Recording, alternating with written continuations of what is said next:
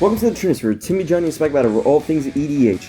On this episode of Deck Text by Timmy here with Large Life Gain 1, we're going to be brewing a finger quotation marks Bolas Citadel deck. Really, we're only playing it for value because that's what I wanted to do in the first place, and I'm pretty sure Spike's gonna break it. Anyways though, please hit that like and subscribe button and bell icon to keep up with all Trinisphere content and never miss a video. Now on to the deck text. I'm going to be playing LIcia Lifegain Tribune. She's a 4/4 first striking lifelinking vampire soldier for 5 generic red, white, black. On curve power level, I feel like we're in Fallen Empire. It's not too bad though. She costs 1 less for each life you gain this turn, so hopefully we'll be casting her for 5 to 6 mana, best case scenario 4. On the bright side though, she does get bigger. You can pay 5 life on your turn only once each turn to give her 3 +1/+1 counters. On top of that, I chose her for the commander because hopefully she'll gain us enough life we can just keep ripping cards off the top with Bolas' Citadel. Bolas' Citadel is a 6 mana artifact that allows you to look at the top card of your library and you can play it and pay life equal to its CMC instead of paying mana, and if you tap it and sack 10 non-land permanents, each opponent loses 10 life. So really in this deck, all we're going to do is just try ripping things off the top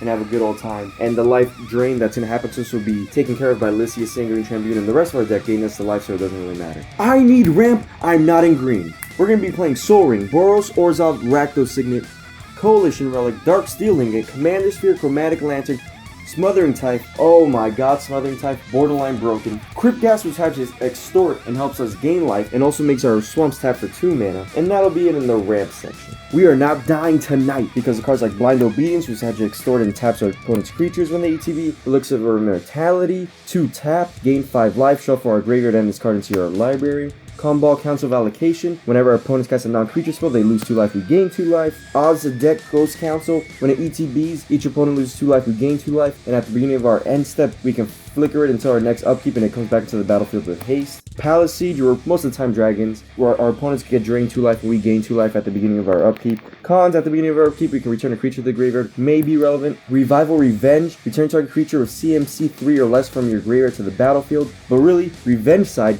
double our life total, cuts our opponent's life total in half. Trading Post, we're going to be using this for 2 of the modes more often than not.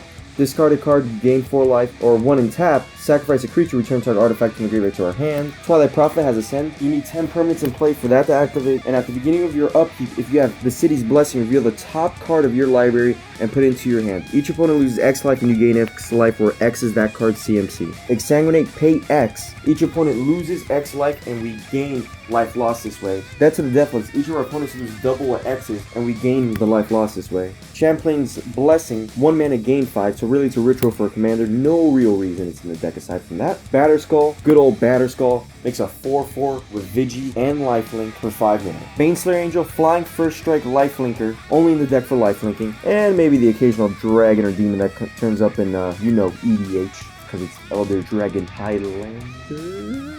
Lone Rider, first strike lifelinking 1/1 that can flip when you gain 3 life in a turn at your end step, and on the flip side it becomes a 4/4 first strike lifelink trample. The Haunt of Hightower, flying lifelinker. Whenever the Haunt of Hightower attacks, defending player discards a card. Whenever a card is put into an opponent's graveyard from anywhere, put a +1/+1 counter on the Haunt of Hightower. Tymna the Weaver, CDH staple, lifelink. At the beginning of your post-combat main phase, you may pay X life, where X is the number of opponents that were dealt damage this turn. If you do draw X cards, may not be too relevant, but drawing cards is nice and gaining the life is even better. Vana Butcher of Magan, Vigilance lifelink, tap, pay 7 life, destroy target non-land permanent, activates ability only during your turn. Draw at a cost. We're going to be playing Argyll's Bloodfast, legendary enchantment that flips into a land. On the front side it says pay 1 in black, pay 2 life, draw a card. At the beginning of your upkeep, you have 5 or less life. You may transform Argyll's Bloodfast into Temple of Aklazos. God, I hope that was right. Taps to add a black to your mana pool, and tap, sacrifice a creature, you gain life equal to the sacrificed creature's toughness. Cathartic Reunion. As an additional cost to cast Cathartic Reunion, discard 2 cards, draw 3 cards. Dawn of Hope, whenever you gain life, you may pay 2 if you do draw a card. You can also pay 3 and a white, create a 1/1 white soldier creature token with lifelink. Disciple of Bolas, when Disciple of Bolas enters the battlefield, sacrifice another creature. You gain X life, draw X cards, where X is the creature's power. So if we sack our commander, we can just draw tons of cards, gain tons of life, and more than likely be able to recast in the same turn. Painful Truce has Converge. You may draw X cards and you lose X life, where X is the number of colors of mana spent to cast Painful Truce. Read the Bones, scry 2, then draw 2 cards, you lose 2 life. and Tormenting Voice. Discarded card, draw 2 cards. All the removal under the sun. For board wipes, you got Chandra's Ignition. Target creature you control deals damage equal to its power to each other creature and each opponent. So if we pick Licia Sanguine Trambue when this happens, we can gain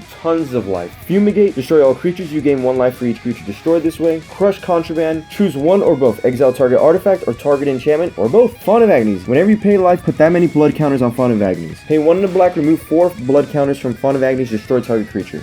Invoke the Divine. This is draft trap, but destroy target artifact or enchantment, gain 4 life, so we get to reduce our commander's cost. Mortify, destroy target creature or enchantment. Noxious Gearhulk, Menace. When Noxious Gearhulk enters the battlefield, you may destroy any target creature. If a creature is destroyed this way, you gain life equal to its toughness. Rakdos Charm. Exile all cards from target player's graveyard, or destroy target artifact, or each creature deals 1 damage to its controller. Solemn Offering, destroy target artifact or enchantment, you gain 4 life. Source of Plowshares, exile target creature, owner of that creature gains life equal to its power. Utter End, exile target non-land permanent. Vindicate, destroy target permanent. And Vandal Blast, good old artifact board wipe except for you.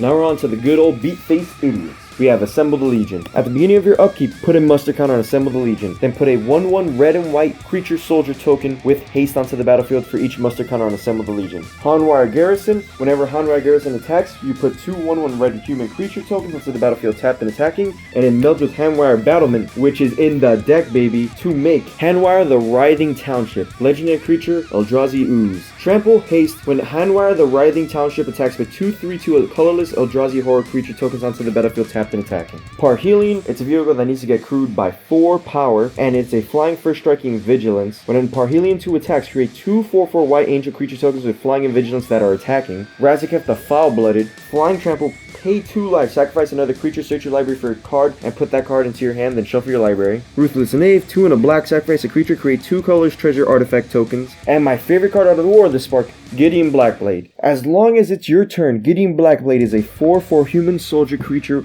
with indestructible that is still a planeswalker. +1, up to 1 other target creature you control gains your choice of vigilance, lifelink, or indestructible until end of turn, and next 6, exile target non-land permanent. And best of all, he crews Parhelion. Hold the line and don't get blown out. We got Bolas Charm. Bolas Charm deals 4 damage to target player. Irrelevant, permanents you control gain indestructible. Relevant, and more relevant, target creature you control gains double strike, so hopefully Lisia becomes a 1-shot. And then we have Lich's Mastery. This is in case of emergencies, we're about to die, and we just need to stay on board no matter what it takes. It has hexproof, you can't lose the game. When you gain life, draw that many cards. When you lose life, for each 1 life you lost, exile a permanent you control or a card from your hand or graveyard. When Lich's Mastery leaves the battlefield, you lose the game. It's only in the deck as a last resort, guys, so please be careful. Then we're playing Stunning Reversal. In case Lich's Mastery is out and we drew enough cards to actually find it, and in case we were going to lose the game, we play Stunning Reversal. The next time you lose the game, instead draw 7 cards and your life total becomes 1, and with all the life gain in our deck, hopefully we shoot right back to the top, and it's completely fine. We're playing Refurbished so we can return our big CMC artifacts, and more often than not, Bolas to Citadel, because I'm pretty sure that's going to be a hot target. And then on to the equipment. We have Lightning Greaves, good old Haste and Shroud,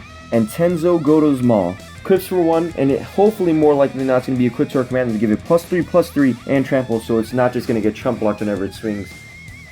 And that will wrap up our deck tech. Thank you for joining me here with the Trinisphere today. Please like, subscribe, and hit the bell icon so you never miss out on any new videos. And please leave some messages down below about what you think of the deck, any changes that you are thinking of, because I do enjoy this deck and I would like to keep playing it. And remember guys, it's all about sending a message.